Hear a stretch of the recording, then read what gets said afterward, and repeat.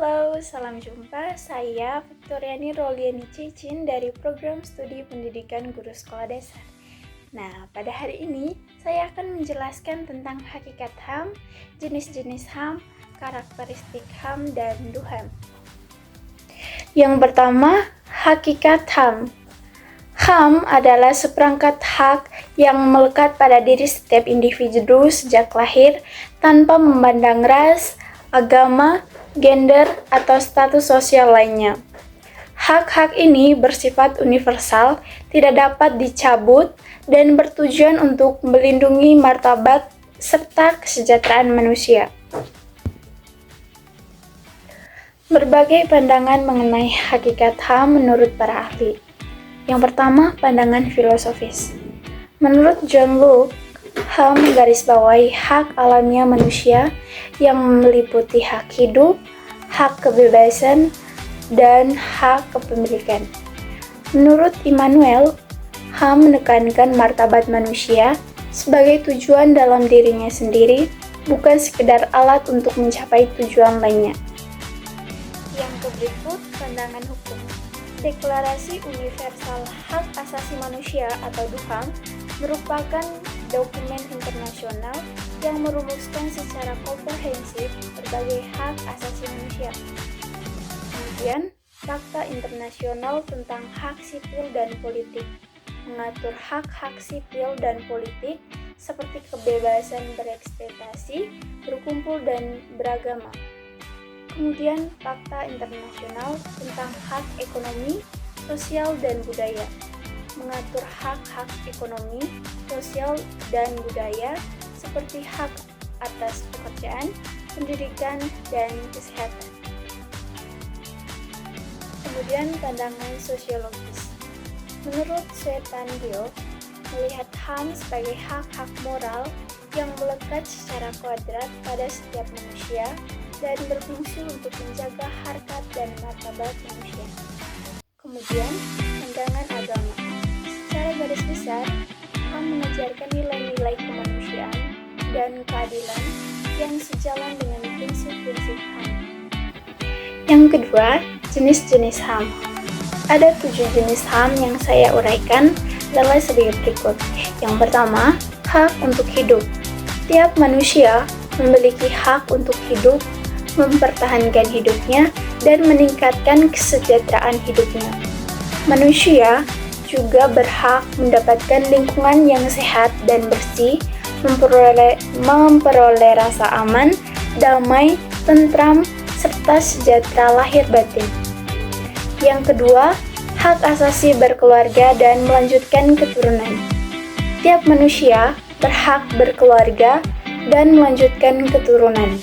Artinya, individu berhak membangun sebuah keluarga tanpa ada tekanan, serta berhak memiliki keturunan lewat perkawinan yang sah.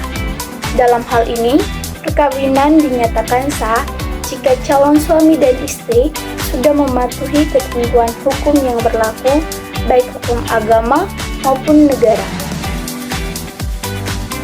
Kemudian, hak mengembangkan diri. Tiap manusia berhak mengembangkan dirinya secara layak. Oleh sebab itu, ada hak asasi untuk mengembangkan diri. Misalnya, setiap manusia berhak berkomunikasi serta mendapatkan informasi sesuai kebutuhannya, serta berhak merasakan manfaat dari pengetahuan, teknologi, seni, dan budaya. Contohnya, yakni tiap individu berhak memperjuangkan dirinya agar bisa terus berkembang, baik secara perorangan ataupun kelompok. Kemudian, hak memperoleh keadilan. Manusia berhak mendapatkan keadilan yang sama di mata hukum, sehingga tidak terjadi diskriminasi terhadap individu atau kelompok tertentu. Contohnya, asas praduga atau tak bersalah, di mana seseorang berhak untuk tidak dinyatakan bersalah jika belum ada keputusan hukum yang sah dari pengadilan. Tiap manusia juga berhak memiliki bantuan hukum saat dimulainya suatu penyelidikan hingga keputusan pengadilan. Kemudian, hak atas rasa aman. Manusia berhak mendapatkan rasa aman, sehingga bisa menjalani kehidupan dengan lebih tenang. Contohnya, hak atas rasa aman yakni berhak mendapatkan perlindungan diri, terbebas dari perbuatan buruk, misalnya penyiksaan dan kekerasan, dan tidak mendapat perlakuan sewenang-wenang. Kemudian, hak kesejahteraan. Jenis hak asasi manusia ini memberikan manusia hak untuk mendapatkan kesejahteraan. Jika hidup sejahtera, kehidupan manusia pasti berjalan dengan baik. Contohnya, hak kesejahteraan yaitu tiap orang, baik pria maupun perempuan, berhak mendapatkan kesejahteraan yang sesuai dengan martabat manusia dan berhak memiliki pekerjaan sesuai bidang yang disukainya. Ketiga, karakteristik HAM dan DUHAM. Yang pertama, karakteristik utama HAM. Hakikat HAM. HAM adalah hak yang melekat pada diri setiap manusia sejak lahir sebagai anugerah Tuhan Yang Maha Esa. Artinya, HAM bukan diberikan oleh negara atau organisasi manapun, melainkan sudah ada sejak manusia dilahirkan. Kemudian, universal. HAM berlaku untuk semua orang di seluruh dunia tanpa terkecuali. Tidak ada perbedaan perlakuan berdasarkan ras, warna kulit, jenis kelamin, bahasa, agama, pendapat politik atau lainnya, asal-usul nasional atau sosial, kekayaan, kelahiran, atau status lainnya. Kemudian, tidak dapat dicabut. HAM tidak dapat diambil atau dikurangi oleh siapapun, baik oleh individu, kelompok, maupun negara. Kemudian, tidak dapat dibagi. HAM merupakan satu kesatuan yang utuh. Tidak ada bagian dari HAM yang lebih penting daripada bagian lainnya. Kemudian, saling terkait. Hak-hak asasi manusia saling terkait dan saling memperkuat. Pembatasan terhadap suatu hak dapat berdampak pada hak-hak lainnya.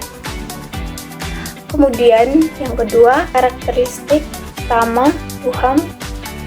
Universalitas DUHAM berlaku untuk semua orang di seluruh dunia tanpa memandang ras, warna kulit, jenis kelamin, bahasa, agama, pendapat politik, atau lainnya, asal-usul kebangsaan atau kemasyarakatan, harta benda, kelahiran, atau status sosial lainnya. Tidak dapat dicabut. Hak-hak yang tercantum dalam DUHAM bersifat melekat dan tidak dapat dicabut oleh siapapun termasuk negara. Interdependensi dan saling terkait. Hak-hak dalam DUHAM saling terkait dan saling memperkuat. Pembatasan terhadap satu hak dapat berdampak pada hak-hak lainnya. Kemudian, kesetaraan. DUHAM menegaskan bahwa semua manusia dilahirkan bebas dan sama dalam martabat dan hak. Kemudian, tidak dapat dibagi.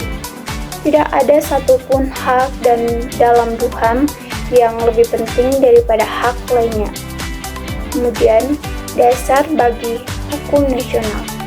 DUHAM menjadi dasar bagi pembentukan undang-undang dan kebijakan di tingkat nasional.